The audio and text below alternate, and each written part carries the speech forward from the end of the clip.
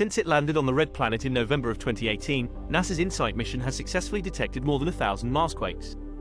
Although InSight remains in the same position on Mars when it landed, the lander has offered us unprecedented insight into Mars. The mission has rewarded us with various symphonic sounds on the red planet. Thanks to the spacecraft's exquisitely sensitive seismometer, NASA has captured a series of curious sounds on the red planet's surface. The instrument, called the Seismic Experiment for Interior Structure, SEIS, was built to pick up different vibrations that may appear subtly as a simple breeze on Mars. Some of the sounds captured by the InSight mission correspond to Marsquakes and wind gusts. Here is what InSight recorded.